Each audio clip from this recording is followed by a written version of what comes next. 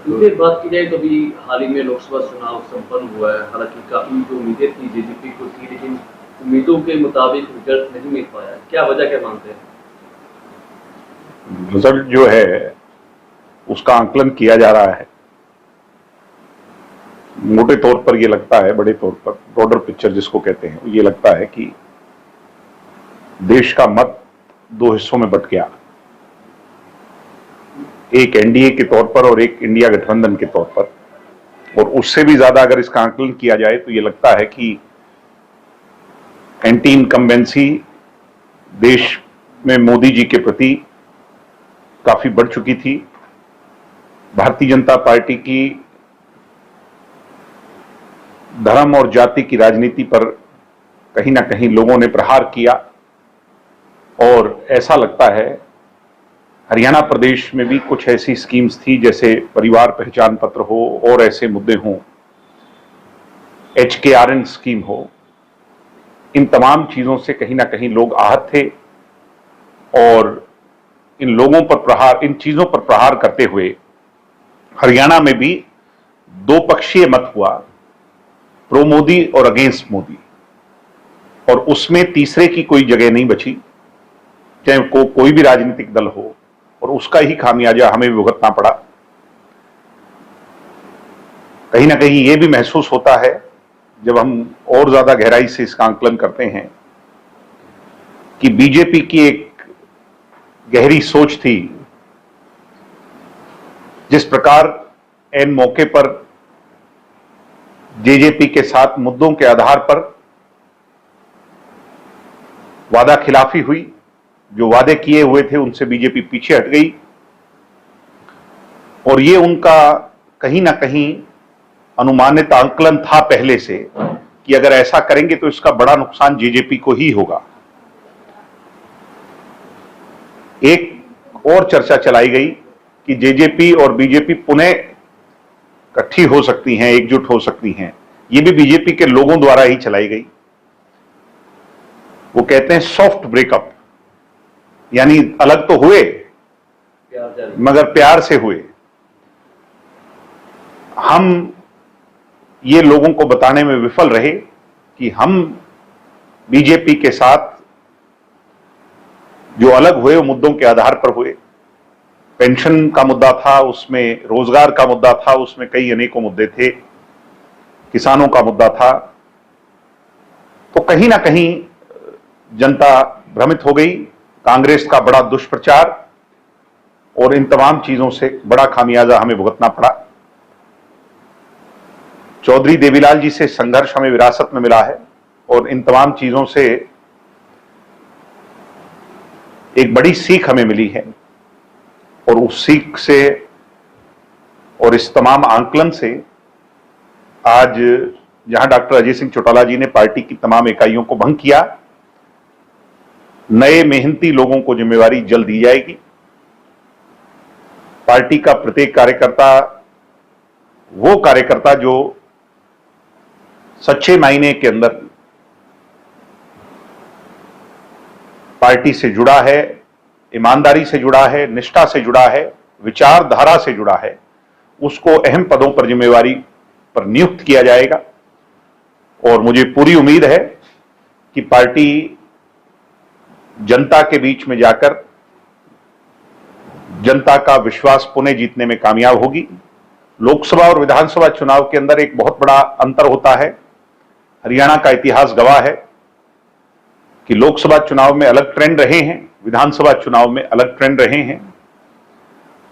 अब ये जो आने वाला चुनाव है ये दो पक्षों में नहीं बटेगा, बल्कि 3 या 4 पक्षों में इसका हिस्सा होगा। और ऐसे में हम अपने किए हुए काम पर, लोगों के विश्वास पर, लोगों का आशीर्वाद प्राप्त कर करके निश्चित तौर पर कामयाब होंगे, और पुनः जननायक जनता पार्टी की पुरजोर तरीके से हवा चलेगी। आने वाले 3 महीनों के अंदर लोगों का विश्वास जीत करके हरियाणा प्रदेश में जेजेपी की सरकार पूरी तौर पर बनाने में कामयाब होंगे, और दुष्यंत चौटाला हरियाणा प्रदेश के आने वाले मुख्यमंत्री होंगे। इसी संकल्प के साथ कार्यकर्ता पहले दिन से ही रिजल्ट के साथ, कोई मायूसी नहीं, बल्कि एक बड़ी सीख लेकर के पूरे विश्वास के साथ जुट गए हैं। हम भी सब लोग फील्ड में हैं, मैं भी निरंतर फील्ड में हूं, दुष्यंत जी भी लोगों से, कार्यकर्ताओं से मिल रहे हैं, उनकी राय जान रहे हैं, डॉक्टर अजय सिंह चौटाला जी भी राय जान रहे हैं। पार्टी के तमाम लोग तमाम चीजों का आकलन कर करके आगे की जो राह पर विचार कर रहे हैं। लोकसभा चुनाव में बीजेपी को भी 5 सीटें लॉस में गई हैं हरियाणा। क्या मानते हैं कि बीजेपी के साथ साथ जेजेपी को भी काफी नुकसान हुआ? इस बात में कोई दो राय नहीं, चाहे किसानी आंदोलन हो, चाहे हमारी जो खिलाड़ी बहनें थी उनके साथ दुर्व्यवहार हो, चाहे अरविंद केजरीवाल जी या तमाम लोगों को बेवजह जेल में डालना हो, तो इस तरह का जब अत्याचार होता है तो लोग आक्रोशित होते हैं। जहां हम भी उनके साथ अलायंस में थे तो इसका खामियाजा बीजेपी के साथ साथ जेजेपी को भी भुगतना पड़ा, इसको कहने में मुझे कोई शंका नहीं है। जेजेपी की कार्यकारिणी का गठन कब तक हो जाएगा? जल्दी हो जाएगा, 1 हफ्ते के अंदर अंदर पार्टी तमाम जो मुद्दे हैं, पहलू हैं, उन पर विचार कर रही है। मीटिंग कॉल की जा रही हैं, अलग अलग सेलों की, अलग अलग लोगों से विचार साझे किए जा रहे हैं और जल्द नियुक्तियां तय हो जाएंगी और पार्टी फिर सुचारू रूप से लोगों के बीच में। दिग्विजय, कांग्रेस की अगर बात करें, कांग्रेस ने 5 सीटें जीती हैं। उनका कहना है कि विधानसभा चुनाव में भी वो अच्छा प्रदर्शन करेंगे, सरकार बनाएंगे, लेकिन उसके बावजूद कांग्रेस में बगावत हो गई है। किरण चौधरी साफ तौर पर बगावत कर रही है। उन्होंने कहा कि नाम लिया भूपेंद्र सिंह हुड्डा कहीं ना कहीं ऐसा को मारना की कोशिश कर रहा है। चौधरी भूपेंद्र सिंह हुड्डा, इसके साथ ही शैलजा का भी बयान था कि सीटों का जो वितरण है वो प्रॉपर तरीके से नहीं हो पाया। बात की जाए भिवानी से, अगर रावदान सिंह की जगह, मैं उसी बात पे आ रहा हूं। चौधरी भूपेंद्र सिंह हुड्डा मैं और मेरी की राजनीति शुरू से करते आए हैं। जब वो मुख्यमंत्री बने तो सबसे बड़ा दायित्व उन्हें मिला, तब भी उन्हें अपना बेटा नजर आया, सीट खाली हुई, बेटे को चुनाव लड़ाया। उसके बाद भी तमाम समय पर पहलुओं पर उन्हें अपना बेटा ही नजर आता रहा। पीछे राज्यसभा की सीट को हरवाने में शाही कांड के मुख्य तौर पर सूत्रधार वो रहे और जब उन्हें अपना बेटा राज्यसभा पहुंचाना था तो उन्हीं मतों से अपने बेटे को राज्यसभा पहुंचा दिया। तो कहीं ना कहीं ऐसा बड़े तौर पर प्रतीत होता है कि चौधरी भूपेंद्र सिंह हुड्डा और भारतीय जनता पार्टी के शीर्ष नेतृत्व के हाथ मिले हुए हैं। ईडी हो, सीबीआई हो, इन तमाम चीजों के डर से सदैव आंख मिचौली का खेल वो खेलते रहे हैं। अब भी सिर्फ अपने पुत्र मोह में भिवानी की सीट पर कांग्रेस के कमजोर प्रत्याशी को उतारा, मनोहर लाल खट्टर जी के सामने कमजोर प्रत्याशी को उतारा, बाहर से इंपोर्ट कर राज बब्बर को लेकर के आए। उनके अलहदा अगर कोई वहां का नुमाइंदा होता तो मजबूत रहता। तो ये लगता है, बड़े तौर पर प्रतीत होता है कि चौधरी भूपेंद्र सिंह हुड्डा कांग्रेस से ज्यादा बीजेपी के हाथों में खेल रहे हैं।